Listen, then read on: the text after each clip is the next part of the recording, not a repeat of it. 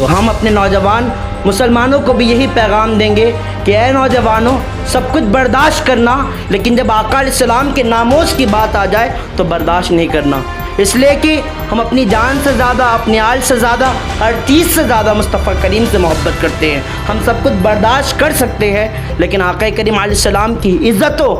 حرمت پر آنچ آ جائے یہ ہم برداشت نہیں کر سکتے۔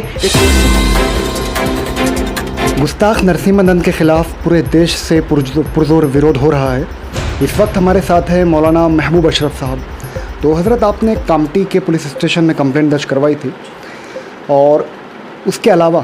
ہندوستان سے ہزاروں کمپلینٹ جا چکی ہے، لیکن اس کے باوجود یہ شخص گرفتار نہیں ہو پا رہا ہے، ایسا کیوں آخر؟ اب ہوتا یہ ہے کہ حکومت جب ایکشن نہیں لیتی ہے، گورنمنٹ جب ایکشن نہیں لیتی ہے، تو پھر بھائی نبی پاک علیہ السلام کے ناموس پر پہرا دینا، اور تو بھائی جان تو کبھی نہ کبھی تو جائیں گی نا۔ قرآن میں اللہ تبارک و تعالیٰ نے ارشاد فرمایا کلو نفس ذائقۃ الموت، کہ انسان کو، جاندار کو موت کا مزہ چکھنا ہے، تو بھائی مرنا تو ہے نا، تو نبی کے ناموس پر پہرا دیتے ہوئے مرو۔ اگر ہماری زندگی میں ہم نے مصطفیٰ کریم علیہ السلام سے وفا نہ کیے تو کیا کیے؟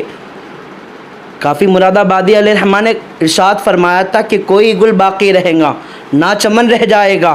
پر رسول اللہ کا دین حسن رہ جائے گا۔ اور وہ ہم گورنمنٹ کو، اس سے پہلے بھی ہم نے انٹرویو پر کہے تھے، اس خبیث کو اریسٹ کرو اور اس کو پھانسی کی سزا دو۔ اگر وہ نہیں اٹھیں گے تو رب کعبہ کی قسم ہم میدان میں آئیں گے، اور اس خبیث کو اور ہمارے آقا صلی اللہ تعالیٰ علیہ وسلم کے متعلق اس حرام زادے نے غلط سلط بات کہی، ہم اسے میدان میں آئیں گا تو ہم کاٹ دیں گے اگر اس نے ایکشن نہیں لیا تو۔ یہ ہم جذباتی بیان نہیں دے رہے ہیں، لیکن ہم ہندوستان کے قانون پر بھروسہ کرتے ہیں، اس لیے ہم ہندوستان کی حکومت سے اپیل کر رہے ہیں کہ اس خبیث کو، اس نے ہمارے مصطفیٰ علیہ السلام کی شان میں گستاخی کی، اس لیے اسے پھانسی کی سزا دی جائے۔ اور دوسری بات یہ کہ اگر اس خبیث کو، اس ملعون، اس کتے کو اگر ہم سزا نہیں دیتے ہیں تو پھر کوئی اور دوسرا گستاخ پیدا ہوگا، پھر تیسرا گستاخ پیدا ہوگا۔ اچھا، ہم مسلمان جب تمہارے دھرم گرو کو ہم کسی کو برا بولتے ہیں؟ نہیں بولتے، تو پھر تم ہمارے پیغمبر مصطفیٰ صلی اللہ تعالیٰ علیہ وسلم کو کیوں برا بولتے ہو؟ ہم اپنے نوجوان مسلمانوں کو بھی یہی پیغام دیں گے کہ اے نوجوانوں، سب کچھ برداشت کرنا، لیکن جب آقا علیہ السلام کے ناموس کی بات آ جائے تو برداشت نہیں کرنا، اس لیے کہ ہم اپنی جان سے زیادہ، اپنے آل سے زیادہ، ہر چیز سے زیادہ مصطفیٰ کریم سے محبت کرتے ہیں۔ ہم سب کچھ برداشت کر سکتے ہیں، لیکن آقا کریم علیہ السلام کی عزت و حرمت پر آنچ آ جائے یہ ہم برداشت نہیں کر سکتے، اس لیے کہ ہمارا نظریہ وہی ہے جو ہمارے امام کا تھا، انہیں جانا، انہیں مانا، نہ رکھا غیر سے کام، للہ الحمد میں دنیا سے مسلمان گیا۔ اور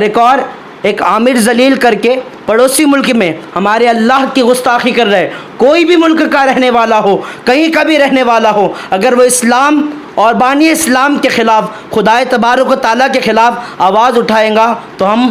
اللہ اکبر اس کے سر کو قلم کرنے کی طاقت رکھتے ہیں۔ اگر حکومت ایکشن نہیں لے گی تو چاہے وہ عامر ذلیل ہو پڑوسی ملک کا، یا کوئی صحابی کی گستاخی کرے، فرمایا گیا من سب للہ فاقتلہ، جو اللہ کی گستاخی کرے اسے بھی کاٹ کے رکھ ڈالو، من سب نبی فاقتلہ، جو نبی کی گستاخی کرے اسے بھی کاٹ کے رکھ ڈالو، اور من سب للہ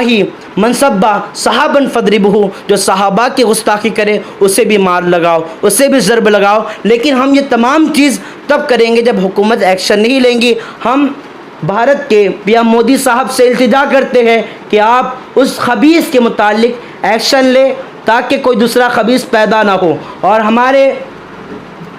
ہمارے امیر مفتی سلمان اظہری صاحب نے کھلا چیلنج دیا ہے، اگر تو اپنے وعدے میں سچا ہے، اپنی بات میں سچا ہے، تو میدان میں آ اور دیکھ لے حقانیت اسلام کی، اس لیے کہ اسلام کو تم جیسے پاکھنڈی مٹانے کی بہت کوشش کی ہے۔ اور یاد رکھ، جب یزید نے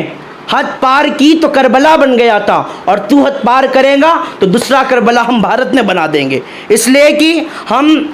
کم ہے نا، ہم ڈرتے نہیں، اس لیے کہ کربلا کے میدان میں ہر جنگ ختم ہوئی،